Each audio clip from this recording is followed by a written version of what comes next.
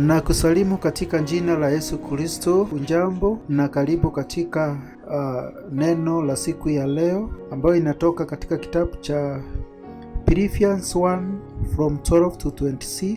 Theme yetu ikiwa ni Honoring God in Suffering.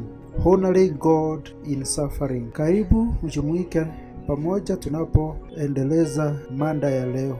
Asante. Wakati nilikuwa nikiwaza na kufikiria jinsi Paul anajaribu kuongea hapa, nikaona ni jambo la kuhuzunisha upande mwingine, na kwa upande mwingine ukiangalia ni jambo ambalo limekuwa la kutia moyo. Bwana apewe sifa.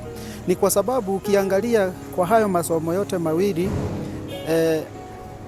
ni mambo ambayo ukiangalia kwa siku ambazo tunaishi kwa nyakati hizi, tunaona ya kwamba ni maisha ambayo yanatendeka sasa hivi. Bwana apewe sifa. Ni kwa sababu wakati mwingine tunajipata kwa shida wakati tuko katika utumishi wa Bwana. Bwana apewe sifa. Tunajipata tuko na ugumu wa kifedha, tunajipata tuko kwa magonjwa, tunajipata hata mambo mengine yamefungana kifamilia, unapata kuna farakano, na tunajiuliza kweli, was I called really? Bwana apewe sifa. Unashindwa kweli, Mungu aliniita, ni kazi ya Bwana ninafanya. Bwana apewe sifa. Lakini hapa Paul anajaribu kutukumbusha ya kuelewa ya kwamba yeye alijipata katika hiyo nafasi.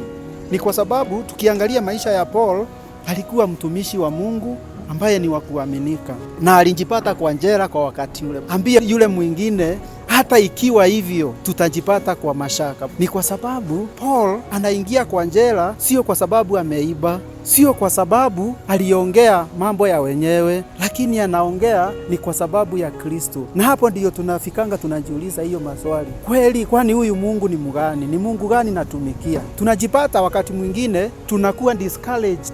Yale mambo tulikuwa tunafanya, tunawacha na tunarudi nyuma. Watu wanaanza pia sasa kuona weakness zetu. Biblia inatuhimiza ya kwamba sio mambo yote yanayokubalika na Mwenyezi Mungu yatendeke katika maisha yetu ambayo ni ya kukufanya ufinyilike. Mengi yanakuja ili uweze kujaribiwa. Ni kwa sababu dhahabu wakati inajaribiwa inapitishwa katika moto. Na wakati nilikuwa naangalia, kuna mambo kadhaa ambayo nilikuwa ninafikiria. Kuna ile kitu tunaita diamond. Diamond, nilipokuwa naangalia mambo yake, nikaelewa ya kwamba kuna vile huwa inajaribiwa. Ama customer wakati amekuja kuangalia ile diamond, haitolewi tu just vile hizi vitu zingine eti kwa sababu ina shine sana ianze kuonekana. Lakini nikasoma nikaona ya kwamba ndio dhamana yake ionekane vizuri, inawekelewangwa kwa backdrop ama kijikaratasi ambacho nyuma yake iko black.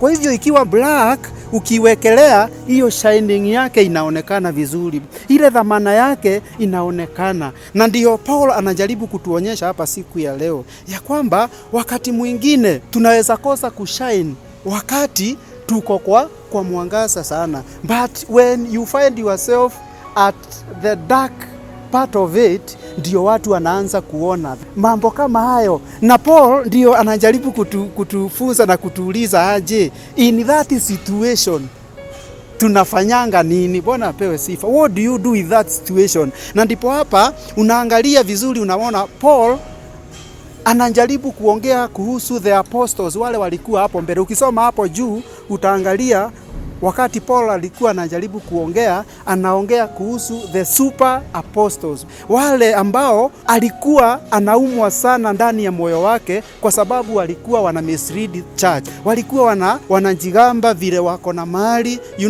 gospel of prosperity. But Paul ndio anatokea anajaribu kuwa challenge kuhusu gospel ambayo inafaa siku ya leo. Bwana apewe sifa. Alikuwa anaonyesha wao wanasema ni ukweli, wako na pesa, wako na mali ya dhamana sana, wako na mambo ambayo ni ya kuaminika, ama ikionekana watu wanaona kweli wanafaa kuwafuata. Lakini Paul anakuja opposite of that. Ni kwa sababu yeye anatanja mambo ambayo amekuwa akipitia, the persecution. Na anajigamba, anasema ya kwamba hata kama niko hapa kwa jela, kupitia hii jela mimi sioni jela, ninaona tu watu ambao ninafaa kuhubiria. Bwana apewe sifa. In your situation today, sijui wewe unaona nini? Kwa mambo ambayo unapitia, the challenging moment, unaona nini katika maisha yako? Paul anasema ya kwamba yeye alipata nafasi ya kuhubiri. You know, the guards, wale walikuwa na walinda lango, walikuwa na nafasi ya kushuhudia ukuu wa Bwana. Na ni dhahiri ya kwamba wakati sisi tuko katika majaribu, wakati tuko katika situation ambayo inaonekana ikiwa dark sana, kuna uwezekano ya kwamba tukaibuke kuwa washindi na watu ambao wanatuona waone kitu ambacho ni cha dhamana. Bwana apewe sifa. Jambo lingine ama illustration nyingine, it was about the tea bag. Tea bag ni nini? Ni manjani ambayo yamefungwa, si ndio?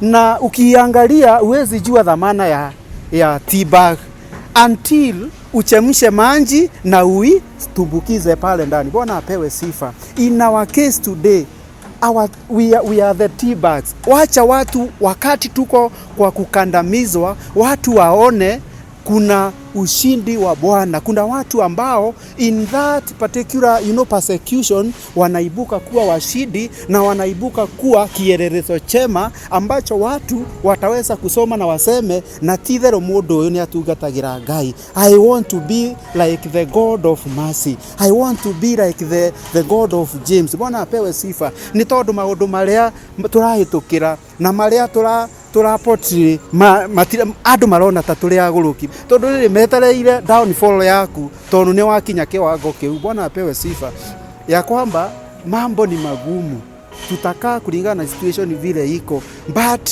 even kukiwa hivyo, hata katika hiyo hali ya scarcity tunajipata ya kwamba tunapepea. Bwana apewe sifa. Tunaamuka, tunavaa vizuri, tunakula, Mungu bado anatuprovide. Ni kwa sababu katika hali yetu ambayo tunapitia, perspective yetu venye tutaona mambo, hiyo ndio ina determine the future or the next step. Bwana apewe sifa. Ukiangalia uone ya kwamba wakati mshahara imechelewa, kazi yangu afadhali ninungunike ama niongee vibaya, but unajipata katika ile hali unadhirive na Mungu anazidi kukupatia nguvu mpya siku baada ya nyingine. Bwana apewe sifa.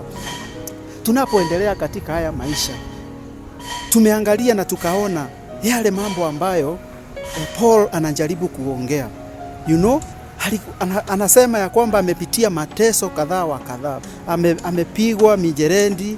Kuna mali anasema ya kwamba 5 times I received from the Jews the 40 lashes minus 1, that is 39. 3 times I was beaten with rods. Once I was pelted with stones. 3 times. Anaongelelea mambo ya misukasuko ambayo amekuwa akipitia akiwa katika huduma ya Bwana. Lakini the best part of this, alikuwa anasema ya kwamba, na ndio tumemalizia, ya kwamba furaha yake ni kwamba hata akikufa siku ya leo kwake ni faida.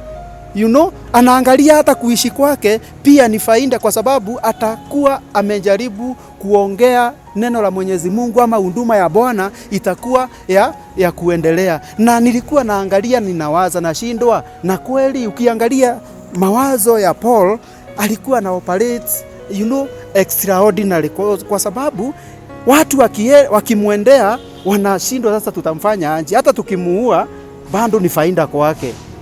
Akiendelea bado yeye kwake ameachieve, so watamuachilia. And that the kind of situation ambayo tunafaa kuwa nayo katika maisha yetu, ya kwamba tunafanya jambo ambalo hata watu wakijaribu kutufikia wanashindwa nitabenefit na nini. Kwa sasa benefits zote zilikuwa kwa Paul. Akikufa benefit, yeye atarithi ufalme wa mbinguni. Akiishi bado ataendelea kutumikia Mwenyezi Mungu kupitia hile. Na huo ndio mwito ambao Kristo alikuja hapa duniani ili kutuhimiza ya kwamba kuna uwezekano hata kupitia the persecutions tujipate katika hali ya kumtukuza Bwana, na zaidi ya yote tupate umuhimu wa kufanya wengine warithi ufalme wa Mwenyezi Mungu. Bwana apewe sifa. Ninapomalizia nitaongea kwa mfano mwingine about a window and a mirror. Bwana apewe sifa. Jambo kuhusu kioo na dirisha. Hii dirisha ukiingia pale uangalie nje utajionea mambo, si ndio? But at the same window kuja uipake rangi ya black ama kitu iko na resistance hapo, hautaweza kuona nje kile kinaendelea, but opposite yake itakuwa kioo, utaanza kuangalia.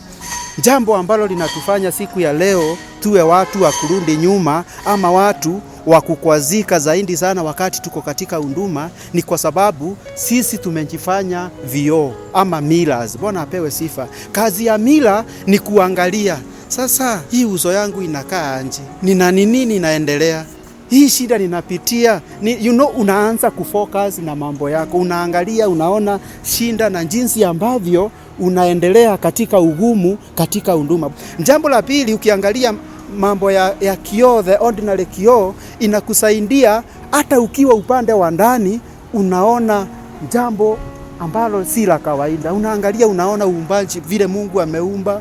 Unaangalia, unaona kuna watu wengine wako cripples bado wanaendelea, instead of seeing the negative part of it, unaanza kutukuza Mungu kwa yale mambo ambayo umejionea na ambayo yanafanya kila siku upate nguvu ya kuendelea. Bwana apewe sifa.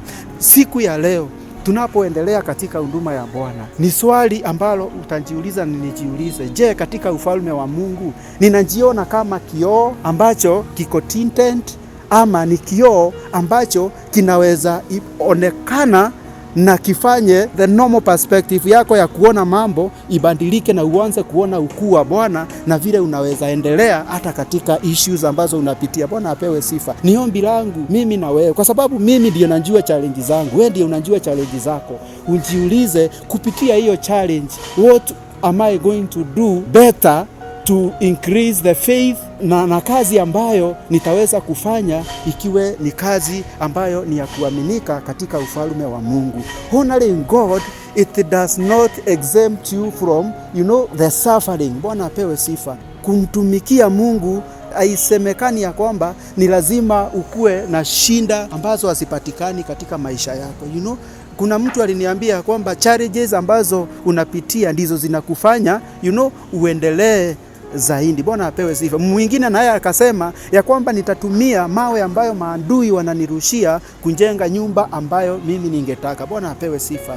May the Lord help us ya kwamba the challenges we are going through, it is a stepping stone, to make us see far, go far, and even meditate more about the creation and the purpose as to why the Lord himself created us. In the name of God the Father, God the Son, and the Holy Spirit.